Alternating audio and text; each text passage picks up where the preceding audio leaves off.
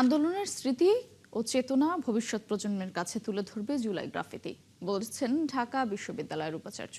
জুলাই গণঅভ্যুত্থানের দ্বিতীয় বার্ষিকীতে ঢাকা বিশ্ববিদ্যালয় ক্যাম্পাস জুড়ে আঁকা জুলাই গ্রাফিতিগুলো রংকরণ ও পুনর্লিখন কার্যক্রমের উদ্বোধনীতে তিনি এসব কথা বলেন। বিশ্ববিদ্যালয়ের প্রশাসনের উদ্যোগেই সকালে উপাচার্যের বাসভবনের সামনে আনুষ্ঠানিকভাবে শুরু হয়েছে এই কার্যক্রম। বিস্তারিত জানাচ্ছেন রায়হান কবির। শিল্পের এই ভাষা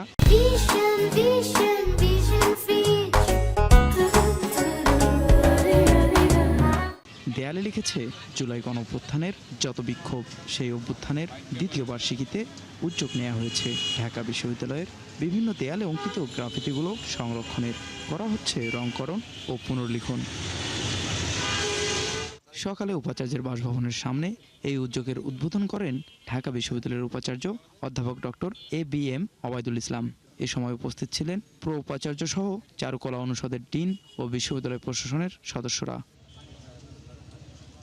দেয়ালের বার্তাগুলোকে মানুষের মাঝে বাঁচিয়ে রাখার অংশ হতে পেরে উচ্ছ্বসিত কার্যক্রমে অংশ নেয়ার শিক্ষক ও শিক্ষার্থীরা। জুলাই বিপ্লবের সময় যেই কথাগুলো বেশি স্লোগান হিসেবে যেগুলো ব্যবহৃত হয়েছিল ওগুলোই কিন্তু পরবর্তীতে গ্রাফিতিতে এসেছে।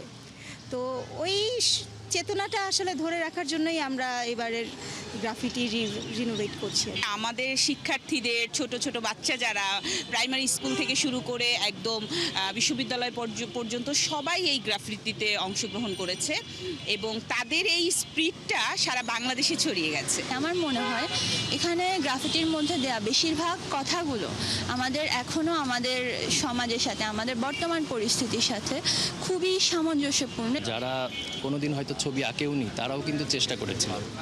তো সেই স্পিরিটটাকে আমরা এখন পর্যন্ত ধরে রাখার জন্যই কিন্তু এগুলো সময়ের সাথে সাথে হয়তো কিছুটা মলিন হয়ে যাচ্ছে, এগুলো রেস্টোরেশনের প্রক্রিয়া হাতে নিয়েছি। আন্দোলনের স্মৃতি ও চেতনাকে ভবিষ্যৎ প্রজন্মের কাছে সংরক্ষণ ও তুলে ধরতেই এই উদ্যোগ বলে জানিয়েছে বিশ্ববিদ্যালয় প্রশাসন। এই অঞ্চলের মানুষগুলো এইগুলো দেখে অ্যাটলিস্ট মনে রাখবে এবং আগামী দিনে যেন ফ্যাসিবাদের আবারও উত্থান না ঘটে সেগুলো দিয়ে সতর্ক থাকবে। গ্রাফিতির মূল বৈশিষ্ট্য, চেতনা ও তাৎপর্য অক্ষুণ্ণ রেখে 1 আগস্ট থেকে 3 দিন ব্যাপী এই কার্যক্রম পরিচালিত হবে রোকেয়া হল পর্যন্ত। আমরা সেই স্মৃতিকে ধরে রাখতে চাই। ওর যে মূল চেতনা, যে মূল যে ভাষা, সেটিকে বজায় রাখবার জন্য ঢাকা বিশ্ববিদ্যালয়ে উন্মুক্ত সার্কুলার দিয়েছে যে যারা যারা এই গ্রাফিতিগুলো এঁকেছিল সেই সময়টায় তারা যদি থাকে, তারা যদি আগ্রহী হয়, তারাও আমাদের সাথে যোগ দেবে। ঐতিহাসিক এই শিল্পযাত্রার উদ্যোগটি স্বতঃস্ফূর্ত। রায়হান কবির, 71, ঢাকা।